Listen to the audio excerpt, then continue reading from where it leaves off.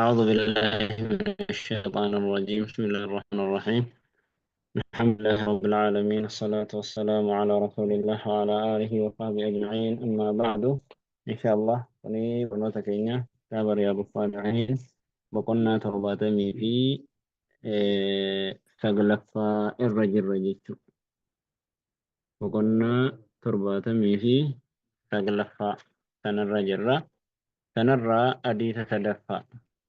وعن عوف بن مالك رضي الله عنه قال: سمعت رسول الله صلى الله عليه وسلم يقول: رسول ربي دان النجي ساجده خياركم مرت أمان كيسن أئمتكم إمام من كيسن دوي كيسن الذين تحبونهم إسان ننسنو كإسان جالتن ويحبونكم كإسان إسان اللي كإسان جالتن كان موتي مرت أمان جيشون kan isaan hawaasa jaallatan kan hawaasni illee isaan jaallatu jechuudha. Isa jira gaamman jiruuf kan hawaasa boochisu malee, kan yatiima boochisu malee, egalee rabbiin nagaa namaa godhu warra hawaasa boosisu, hawaasa akka barbaade godhu isa akkasiitu guute jechuudha. Warra keessaa yaasee dubartiin bakka itti deessu isa akkanaatu guute jechuudha. وتصلون عليهم كإسان الدعاء قوتن ويصلون عليكم إسان اللي كإسنيف دعاء قوتن وشرار أئمتكم همان إماما كيسني موتي كيسني الذين تبغضونهم كيسان جبتا ويبغضونكم كيسان اللي إسن جبا وتلعنونهم كيسان أبارتا وتلعنونهم كيسان اللي إسن أبارا قال نجد قلنا يا رسول الله يا أرقام ربي جن أفلا نمابذهم بقى كستان أفرا دربنو ملكنو قال نجد لا لكي كسيمتي ما أقاموا فيكم الصلاة وإسن كيسن صلاة الآبانين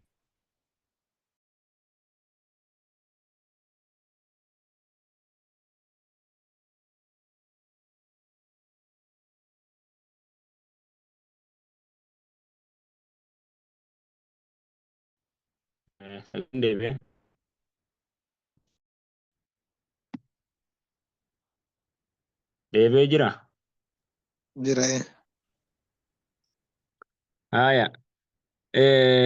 أفلا نمابذهم إسان دربنو قال نجد لا لك ما قام فيكم الصلاة لا ما أقام فيكم الصلاة يرو لما تديبي إيجت رواه مسلم قوله تصلون عليهم ججون أي تدعون لهم كيساني وكالتن فناف موتي توكو أكيد على السنة والجماعة كيسدي موتين إسلامات توكو موتي إسلامات يما موتي إسلامات توكو هنا الرفسمو هنتك كيفمو وفر اللين دربن مالت أما صلاة الأبنت yoo salaataa jiraatu ta'e dirqama jalatti buluun illaa an taraw minhum kufran bawaahan jedhe yoo kufrii dirree bahaa ta'e akka salaata dhiisuu akka shirkii hojjechuu waan nama kafarsiisu wahiyooniif isaan irraa argitan malee maasiyaa hojjechuudhaaf mootii keenyaa miti imaam minbaratti ol bahanii arrabsu akka fakkeenyaa fi mootummaa fakkeenyaaf suudii kan bakka hedduutti jira.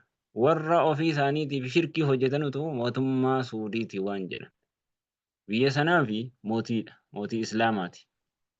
Mootii Islaamaati waan ta'eef hin arrafamus minbara irratti ol bahamee hin arrabsamuuf akka daa'ii jedhanii achirra taa'anii Abuu Jaal maal jedhanuun.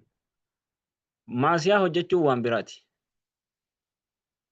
Fakkeenyaaf faranjichi keessa galchuu dubartiidhaaf hayyamuu maal kuni maasiyaadha malee kufurummaa miti. Kuni baabiin maasiyaati baabiin kufrummaa garaagara kun maasiyaadha malee kufrummaa miti.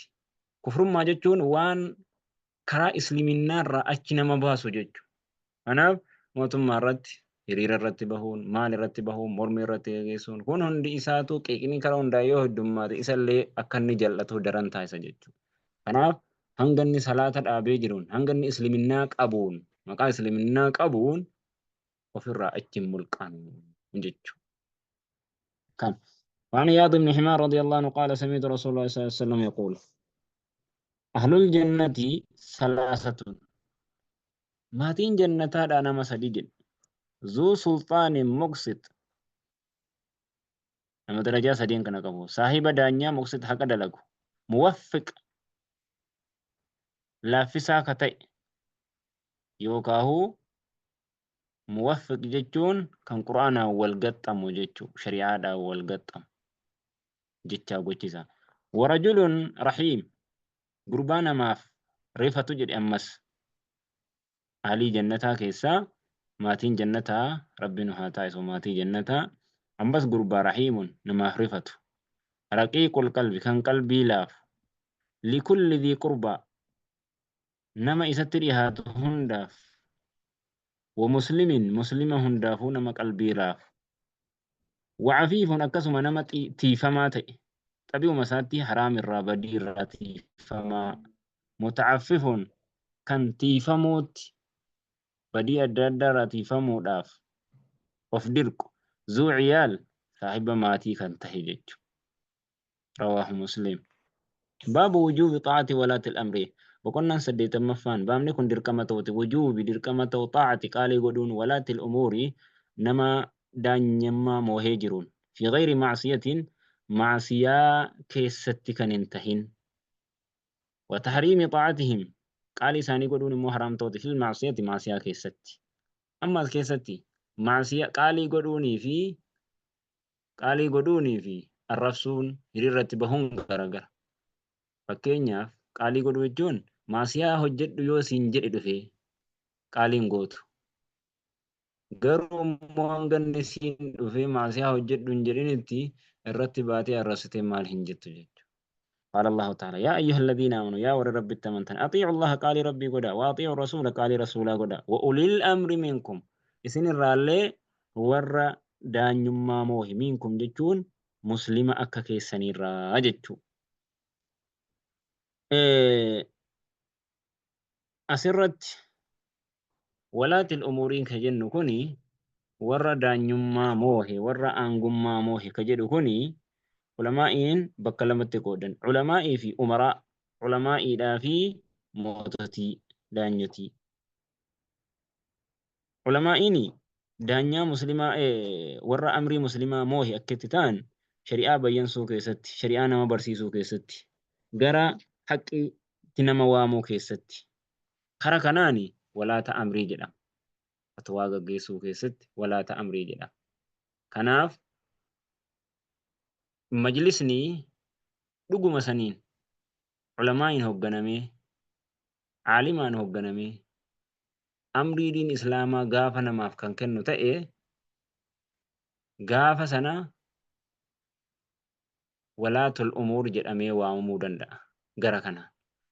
Gaafa immoo majlisa jedhameetuma PhD baatee mastartiidhaan achuma keessa dhaqee jaraa wajjin gaggeessee ka godhu ta'e khilaafa shar allaa shari'aati. Ulamaa yoo ta'e qofa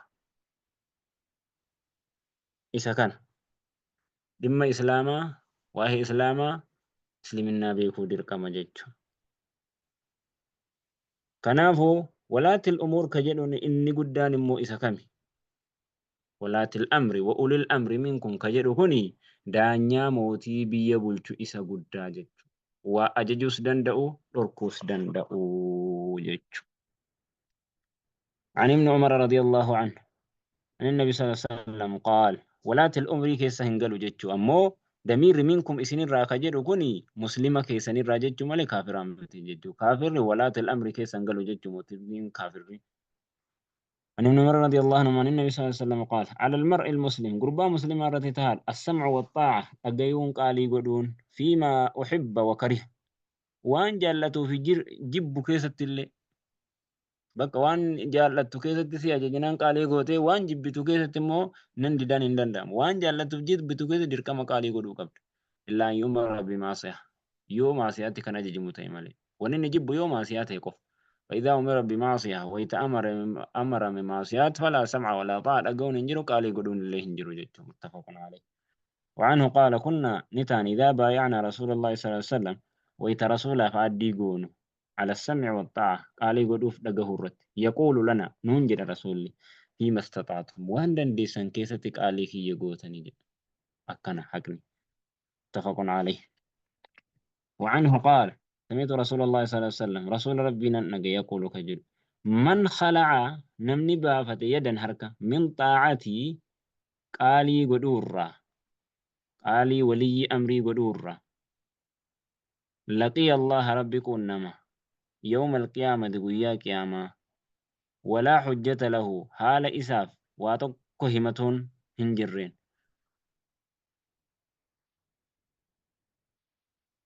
ومن مات نمني دؤه وليس في عنقه حال برمسا كيست هنجرين بيعة عاد تكلين مات ميتة الجاهلية ميتة جاهلية دؤ جاهلية دؤe maaliif gaafa imaamni biyya isaa keessa jiru gaafti kun inni akka keenyaa gaa silaahu waan biraatiin buluu jira. Amma waajibni ka jiru namni tokko imaaman naaf jira jedhee yaaduu qaba. Fakkeenyaaf suudii keessa jiraatu haa jennu imaaman nuu jira jedhee yaaduu qaba. Amiiran qaba jedhee yaaduu qaba. Qalbii isaa keessatti jechuudha. Maaliif bay'i gaafa jennu aaddiin kun laazimaa miti dhufee harka isaa nam tokko tokko godhuun. Namni manni maree tokko gaafa bay'ii isaa mubaayaa isaaf godhane guutuun biyyachaa mubaayaa isaa godhe. Maaliif? Fakkeenyaaf gaafa Umar ibn al-Khattaab shuumamu warreen silaa mana maree Umar sanatu isaaf aaddii godhe. Biyyi hundinuu aaddii godhe jedhama. Ahlul hiqdi wal aqdi ka jedhamu jira. Warra dubbii hidhee hiiku mana maree jechuu paarlaamaa. Gaafa achirraa dubbiin kan toltu kan murteeffamtu gaafa ta'u ta'e hawaasa isa kaaniif dubbiin murteeffame jedhama jechuudha. وفي رواية ومن مات نمني دوي وهو مفارق للجماعة جماعة مسلمات غرغر حالتين فإنه يموت ندو ميتة جاهلية دو جاهلية جتشو ميتة الميتة بكسر الميم ميتة الجاهلية دو جاهلية جتشو مالف إمامة هنقمن كيست إمامة أبو كيست جتشو إمامة أبو كيستي أكدو جاهلية جتشو جاهليان nama amrii wahii imaama kooti jedhu wahii hin qabu waan ta'eef bakka sana keessatti wal fakkaate malee akka jaahiliyyaa kaafira ta'ee du'e jechuu miti. Bakka saniin wal fakkeeffame. عن أنس رضي الله عنه قال قال رسول الله صلى الله عليه وسلم اسمعوا لقا واطيعوا قال لي قدا وإن استعمل عليكم سن الرتي يودانيا قدا من عبد حبش قبرج حبشا فأن رأسه أكوى متان إساء زبيبة قققا عنبا فكاتون digalee mataa qircicca rawaahu al-Bukhari inni akkasii suyyoonii fi isin irratti illee kan moohamu ta'e qaalii godhaatuma dhagahaa jedhe. Kanaaf هذا وصلى الله وسلم وبارك على محمد وعلى آله وصحبه أجمعين.